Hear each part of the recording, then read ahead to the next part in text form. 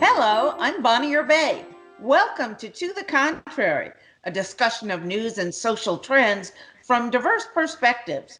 It's more than speculation. People are actually placing bets on whether Melania Trump will stay with her husband, President Trump, once he leaves office. Many anti-Trumpers reportedly want to see her dump him. However, former Trump fixer Michael Cohen and Stephanie Winston Wolkoff, a former friend who wrote a harsh book about Melania, don't expect to see a breakup. So, Tiana, which side are you on? Do you think she's going to separate from him and go her own way after the president is out of office, or what? With regards to Melania. To Melania. So, I think that a lot of the speculation about Melania's life is frankly that, speculation. In a White House that leaks like a sieve, the East Wing has remained extremely private. You don't have a lot of leaks coming from the First Lady's office. In a way, this is sort of now a woman liberated, everyone thinks her husband, but she was not someone who liked a lot of the formalities of being the First Lady. Let's admit it, the coverage of her has been as egregiously sexist as it was racist against Michelle Obama. The idea that she was just sort of this trophy wife who could barely speak English, all of the xenophobic, dog whistling against her. And now she can do whatever she wants. We know that her first love in her life, her primary love in her life is mothering her son, Barron. And she's never going to be on the cover of Vogue again because, again, they're now way too woke for her. But she could actually, think about it, as First Lady, there is not a bank, there is not an organization that would turn down a speech from Melania in the hopes that she goes rogue and starts telling all about the White House. So, I mean, but yeah, who is about to jump in there? Oh, yeah, they would. There's an organization that wouldn't want her to come and speak. Believe me, I can think of several of them. The other thing is, I think we've seen with this, it's a very transactional relationship. I don't have a problem with that. If that's what your marriage is, it's transactional. You want to stay in New York until you can renegotiate, your contract with your husband on your prenup.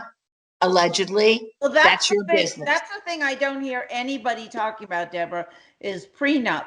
Now, so she's going to stay with him to get the money, which is probably why she married him in the first place. I mean, let's face it. And if the prenup says if you ever leave, you get zero, she's not going anywhere. Yeah. She's wife number 3. Okay. And the other thing I want to say is I just cannot equate Michelle Obama with Melania. I do not equate somebody that's photographed naked, handcuffed to her husband's private jet.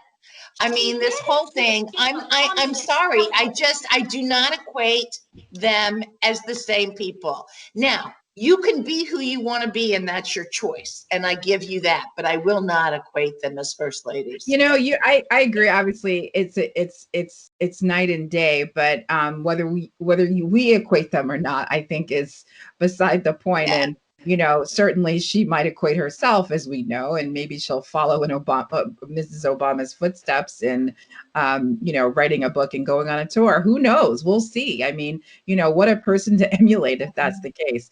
But for sure, one thing is for sure is that the shroud of that relationship and her inability to really come forward and advocate or to really make her mark, was a little bit of a surprise. But I think that absolutely there are so many stories to tell, and I think she will have numerous opportunities to do that.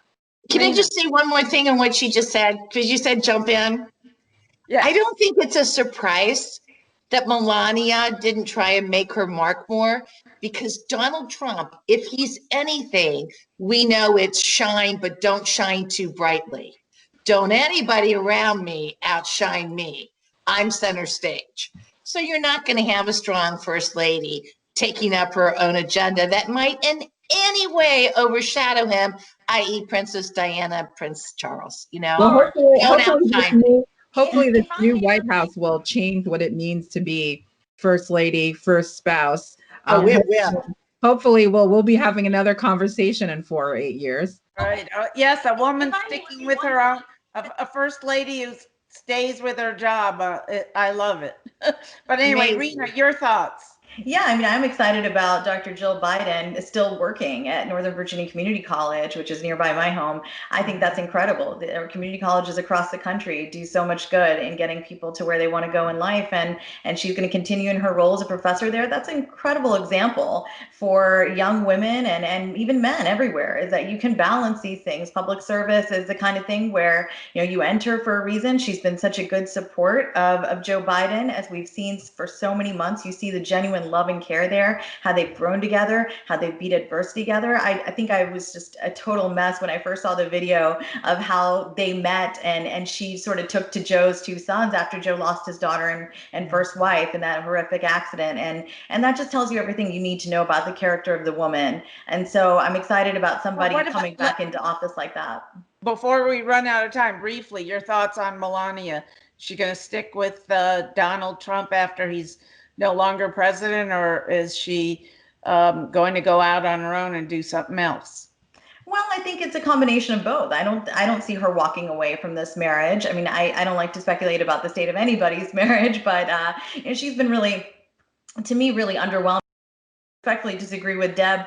I think she would have been welcomed, you know, if she were to do something really tremendous in her role as first lady, something that just really hit it out of the ballpark. I think it would have made the president look good. I think he actually would have benefited from that. And I think I agree. He's smart enough to know that, but she's just underwhelming as a person. If she had done that, but yeah, she had to done that. Remember, she tried making her issue internet bullying, except when it was pointed out to her that she was married to the worst biggest bully person, you know, in that realm, she kind of got laughed out of doing it. Well, she lacks original thought. You know, that's the problem, is we've seen that with her, is that she just lacks original thought. She's sort of found herself in this role unwittingly. I don't think she really ever envisioned a life where she would do this. I mean, she already had a lot of glamour and glitz and great opportunities prior to the White House. She's got her parents here in the United States. She's got a great son who I've heard is, you know, thriving in school, and I know people who go to school with him, and that's, what else would you want as a mother? You know, when you've seen a great lifestyle prior to the White House, and then you got to be in the White House, and even then you really didn't do anything with it. Just kind of tells you everything that she's about. Can I just say, this is coming from a political family on so many different levels. The grass always looks greener on the other side. I so agree with you. Why would you want that lifestyle? Why do you want that spotlight on you? When you have so many things that you already want, why would you do that? It's not an easy life. Yeah. She did not get into an easy life. She didn't go out and talk about it, though. I do expect she'll go out and take some opportunities to talk about it, and maybe give her side and correct the record, you know? We're out of time, ladies. We're out of time, but Tiana, last thoughts, please. I am the least woke person on this panel here right now. And it bothers me that no one is thinking that it's extremely problematic that it's okay to slut shame her for having done nude modeling work. She has done something I can certainly say I didn't. I did not escape a communist household. No. You know, I did not manage to secure freedom in the greatest nation on earth through my own will and volition. And she managed to do that. So you know what? I'm not slut shaming her for that. I'm just saying I won't equate her with Michelle Obama. That's all I said. But why do we have to keep on pitting women against each other? Why can't we just accept that? Oh, I'm not.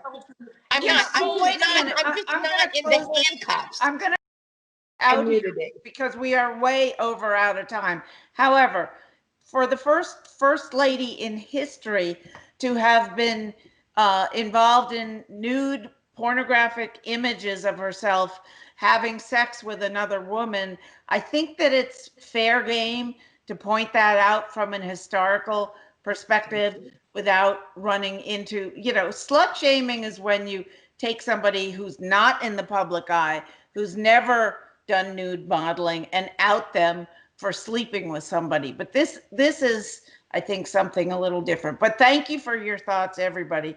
This was great. Please join us next week on TTC Extra and have a terrific time out there. Bye-bye. Stay safe.